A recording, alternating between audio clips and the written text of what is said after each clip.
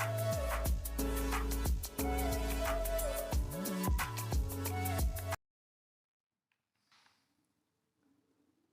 Friends, welcome to knowledge world. આજે આપણે જોવાના છે 7 જાન્યુઆરી 2024 ના ગુજરાત જ્ઞાનગુરુ ક્વિઝ 2.0 ના કોલેજ લેવલના જવાબો. તો આપણે શરૂઆત કરીએ આજના વિડીયોની.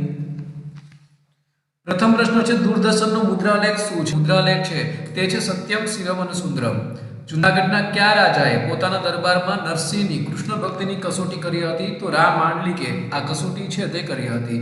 ત્યાર પછી જોઈએ, ગુજરાતમાં આવેલ બરડા વાઇલ્ડ લાઇફ સેન્ચ્યુરીની સ્થાપના ક્યારે કરવામાં આવી હતી? તો 1979 માં આ સેન્ચ્યુરી છે તેની સ્થાપના કરવામાં આવી હતી. મિમુસોફ એલેન્ગી બોરસલી છે કયા તીર્થંકર સાથે સંબંધિત છે? તો તે નેમિનાથ સાથે સંબંધિત છે. જ્યારે છોકરી ઉચ્ચ શિક્ષણ માટે પ્રવેશ મેળવે છે ત્યારે ગુજરાત વહાલી દીકરી યોજના હેઠળ લાભાર્થીને કેટલી આર્થિક સહાય છે તે પૂરી પાડવામાં આવે છે? તો આ સહાય છે તેમાં 1 લાખ રૂપિયા છે તે આપવામાં આવે છે. સરસ્વતી સાધના યોજના, આ યોજનાનો લાભ લેવા માટે ગ્રામીણ વિસ્તારો માટેની આવક મર્યાદા શું છે? તો આ આવક મર્યાદા છે તે 1,20,000 રૂપિયાથી ઓછી હોવી જોઈએ. આધાર નંબર કેટલા આંકડાનો હોય છે? તો આધાર નંબર છે તે 12 આંકડાનો હોય છે. વિઠ્ઠલભાઈ પટેલ ભવનનો શિલાન્યાસ કોણે કર્યો હતો? તો તેનો શિલાન્યાસ છે તે તત્કાલીન રાષ્ટ્રપતિ એન સંજીવ રેડ્ડીએ કર્યો હતો. ગુજરાતી ગઝલના ગાલિબ તરીકે કોણ જાણીતા છે? તો મરીઝ, જેનું જે ઉપનામ છે અને સાચું નામ અબ્બાસ અબ્દુલ અલી વાસી છે અને તેને ગુજરાતી ગઝલના ગાલિબ તરીકે જાણીતા છે. અપેક્ષિતનો વિરુદ્ધાર્થી શબ્દ છે ઉપેક્ષિત. અવનતિનો વિરુદ્ધાર્થી શબ્દ છે ઉન્નતિ.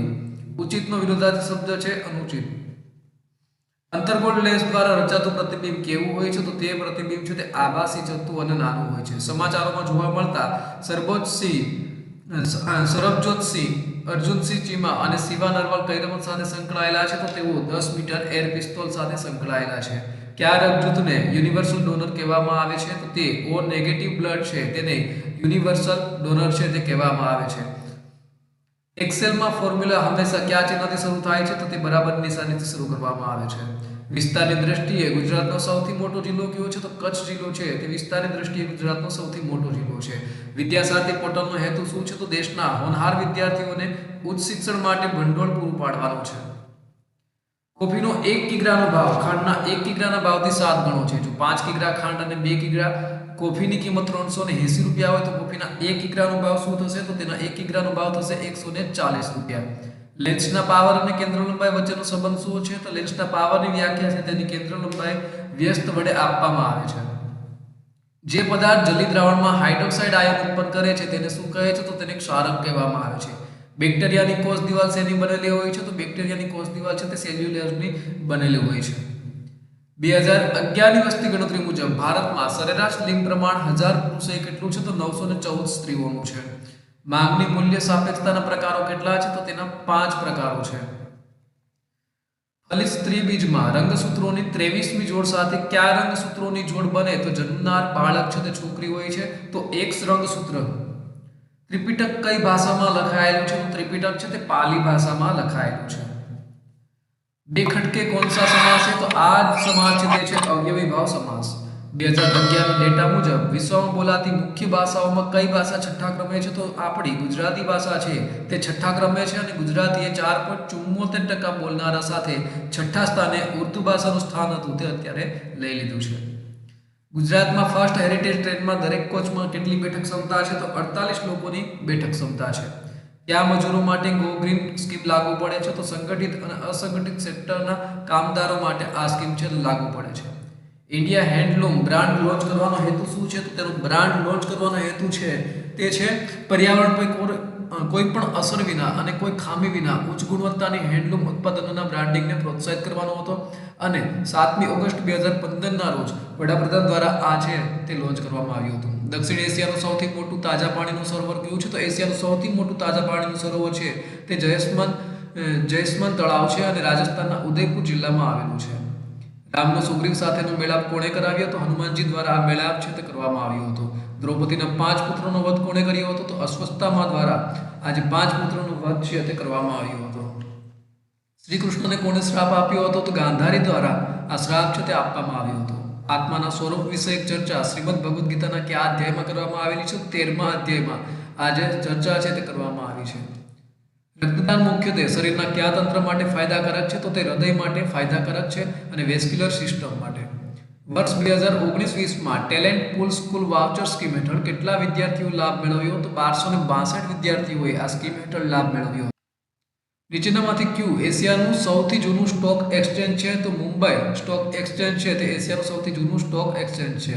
19મી એશિયન ગેમ્સ 2023માં ગોલ્ડ મેડલ જીતનાર જ્યોતિ સુરેખા કઈ રમત સાથે સંકળાયેલા છે? તો તેઓ તીરંદાજી સાથે સંકળાયેલા છે.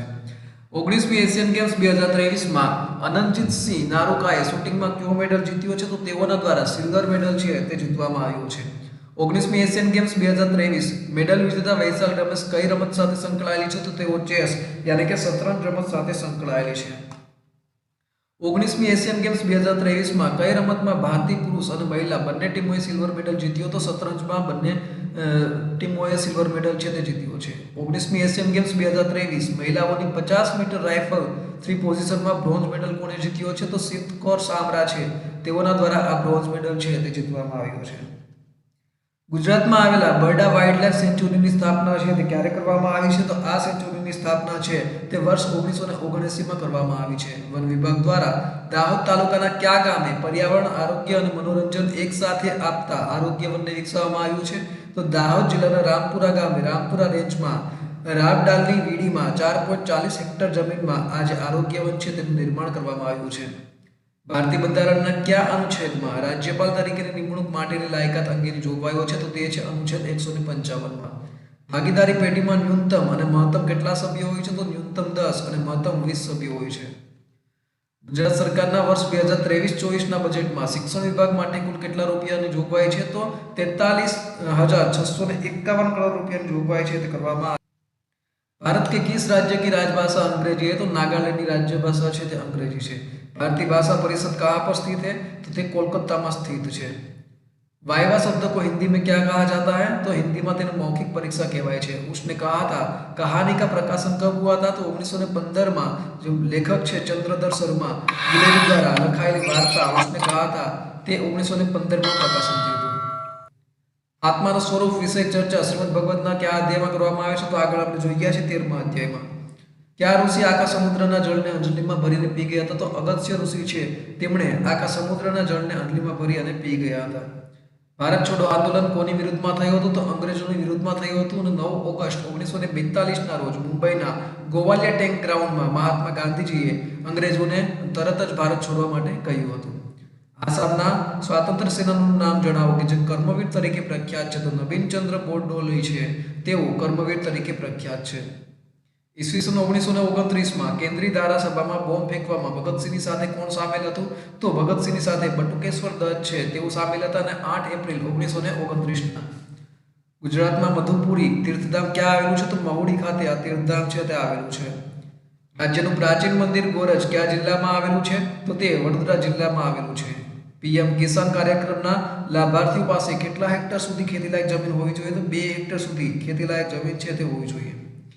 ટોય ટ્રેન ભારતની પ્રખ્યાત નેરોગેજ રેલવે લાઇન છે તે મેદાનો સાથે ક્યુ હિલ સ્ટેશન જોડે છે? તો તે શિમલાને જોડે છે. ભારતીય રેલવેમાં સ્લીપિંગ બર્થ વાળા કમ્પાર્ટમેન્ટ માટે શું શબ્દ વપરાય છે? તો સ્લીપર ક્લાસ. ભારતમાં રાષ્ટ્રીય આવકની ગણતરી કોણ કરે છે? તો નેશનલ સ્ટેટિસ્ટિકલ ઓફિસ એટલે કે NSO છે તે કરે છે. કેન્દ્ર સરકાર દ્વારા કયો કર વસૂલવામાં આવે છે? તો આવકવેરો છે તે વસૂલવામાં આવે છે અને આવકવેરા અધિનિયમ 1961 હેઠળ.